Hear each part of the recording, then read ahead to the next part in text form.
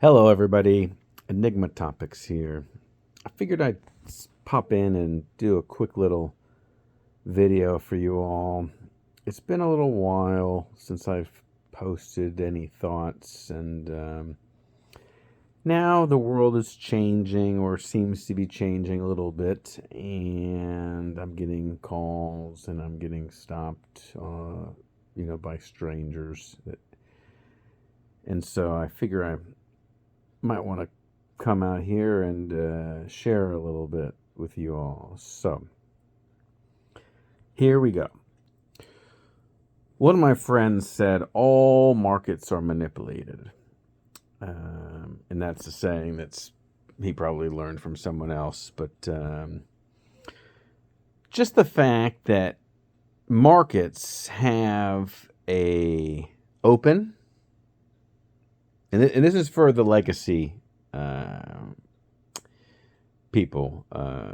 If you're in blockchain and you know that there is no Monday through Friday, I mean, it's 365, 24/7, that's real life.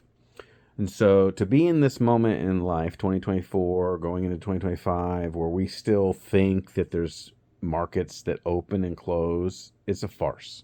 Okay?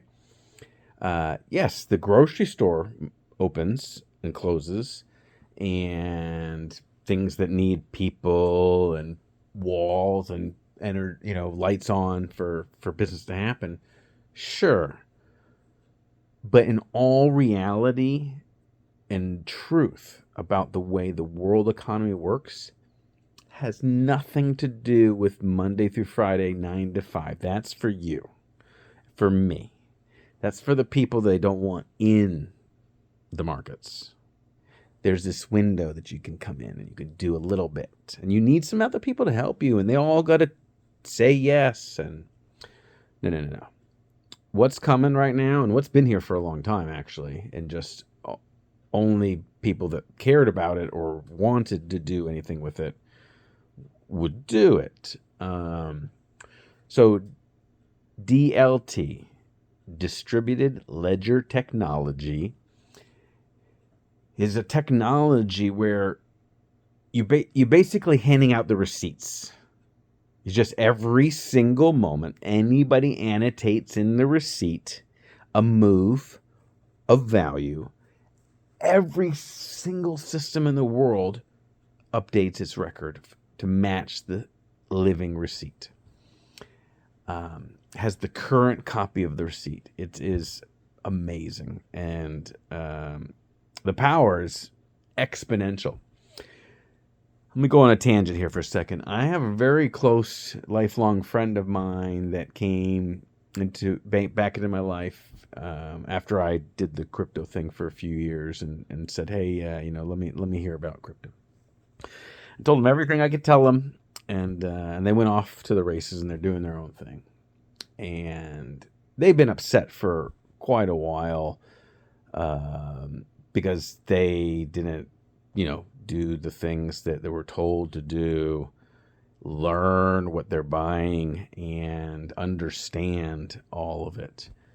So anyway, fast forwarding, very recently I needed to send this person some value, some money. And it was so silly. I said, "Hey, how do you want it? This, that, and the other." And they said, "Go ahead, use XRP." The same person that's been whining forever, the XRP didn't shoot up and they were rich overnight,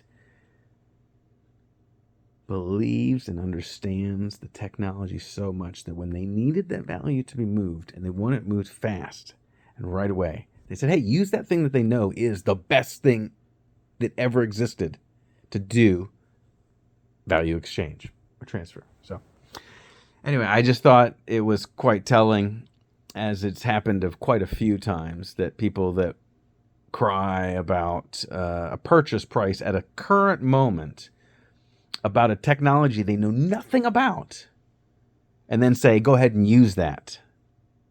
They know enough to say, "Oh, it's the best, let's use it." So anyway, you guys are all in crypto already.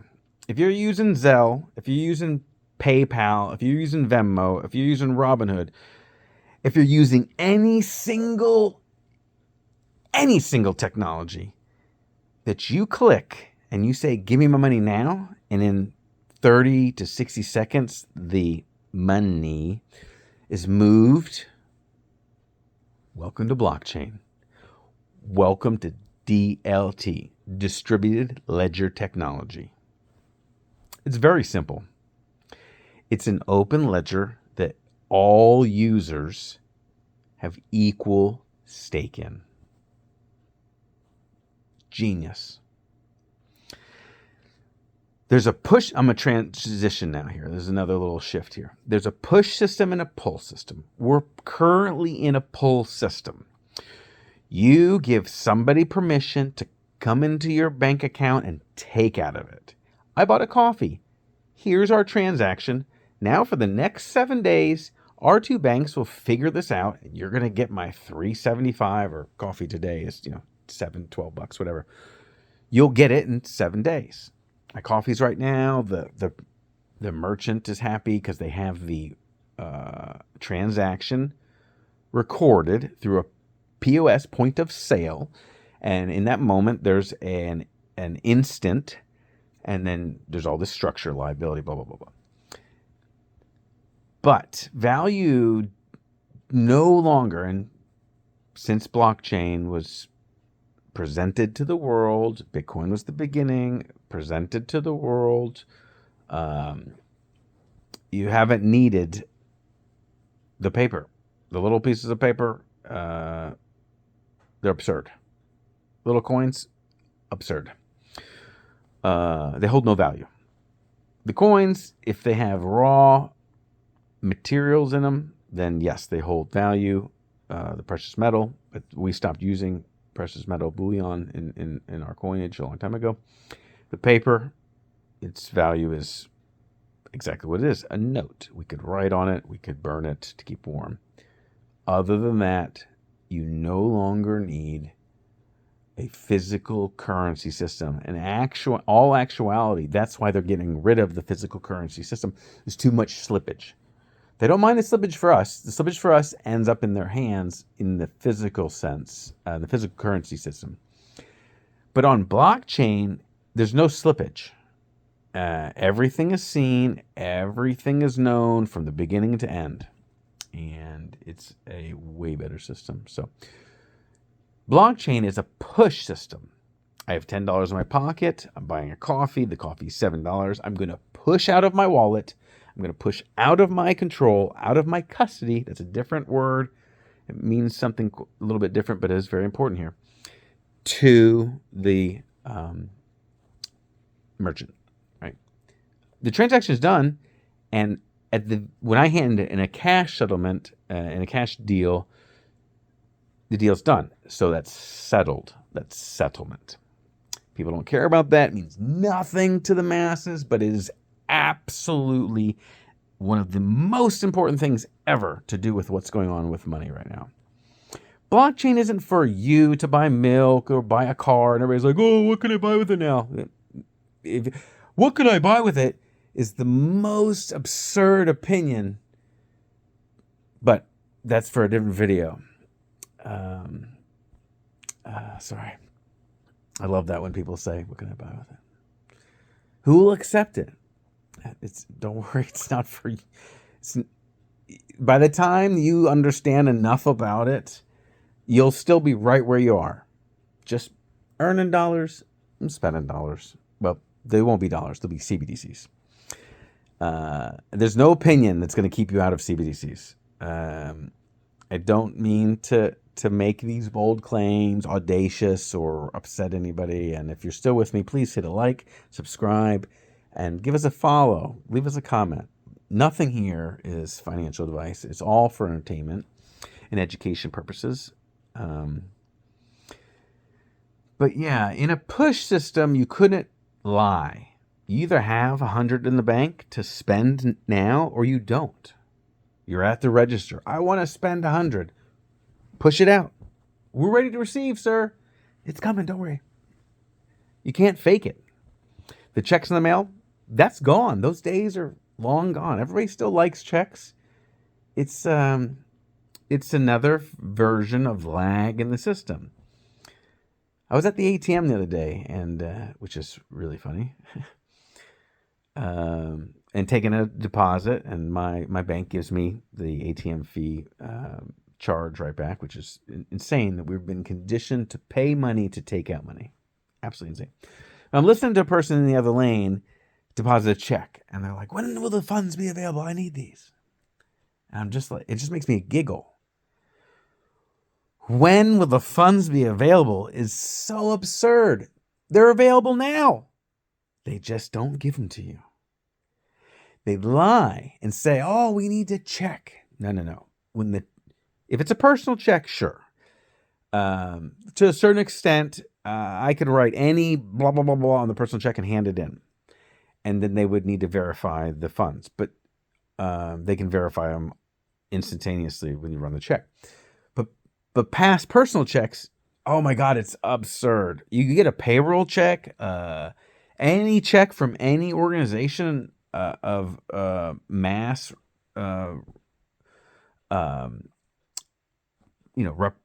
trustworthiness or reputability, and the act of printing the check, the system already knows where it's coming from, where it's supposed to go. I mean, it could be moved automatically when they're trying to print a check like a direct deposit. But that's a service they charge for. Everything about finance is making a new financial product for us to buy. But I've said for a long time, you fix money and a lot of the bureaucracy and the mumbo jumbo stuff goes away. You can't counterfeit blockchain. You can't counterfeit. A Bitcoin wallet that can only receive Bitcoin when it's expecting Bitcoin, and I send Bitcoin, it's not fake Bitcoin that lands in the wallet, or any of the other chains that are native chains, XRP on an XRP wallet. You're not going to get fake XRP in an XRP wallet. So yeah, anyway, it's been long enough. I don't really like doing 10-minute videos right now, but a lot of the ideas can come out in that amount of time, and that's what the algorithm needs to make the commercials. So anyway, everybody, if you've not met me before or never been here, this is Future Past Money, Enigma Topics, and we're here to try to help in any way we can to connect the dots between all this stuff about blockchain and what is real and what is not real. So that's a different video too. But take everything with a grain of salt and take a peek yourself. Distributed ledger technology. It's been around for a while. United States has one of their earliest patents back in '88, I think it was. And we've been working on cryptography since the 50s. So it's about time that we stop having liabilities on a ledger in a private company, a bank. And if you want to have your value in dollars or whatever, wherever you decide to store your value, you could store it in a place that you can custody. You could store it in a place that you can see. You could store it in a place that you control. Not the moment my direct deposit goes in the bank and the bank owns all the money by law and I have none, and everything that is deposited in the bank account is just a liability to me. People don't understand that. There's no money in the bank. You put money in the bank, it's gone the second you put it in there. It's not there. They don't need to keep it in there. The way they make money is taking ours and just giving it to everybody else and getting interest. And we feel safe thinking that they're custodying our value, but they're not custodying anything. They don't custody anything for you unless you have a safe deposit box or you have other arrangements. But typically, most people that just utilize banks to hold their dollars in savings or checking accounts, there ain't nothing in there but a liability to you. And any moment, and it happens every day, you ask for it and they say no. That's it. It's a very simple concept. You should be allowed access to your value 24/7, 365 with no barriers whatsoever. Period. Dot. And I believe that's the way it should be, and I believe that's the way it is in blockchain. It's the way it's been since I've been here. But anyway, it's kind of a different video than I've done, and I don't know how you guys will respond, but yeah. I'll probably be making some more as all the chatter's happening and everybody's all, woo! This is going to be a fun time. Hope you're watching. Bitcoin's about to break 100K. I bought one for 4,000 in December of 18. That's not showing you the strength of Bitcoin as much as it's showing you the weakness in the dollar. But take care, everybody. Peace.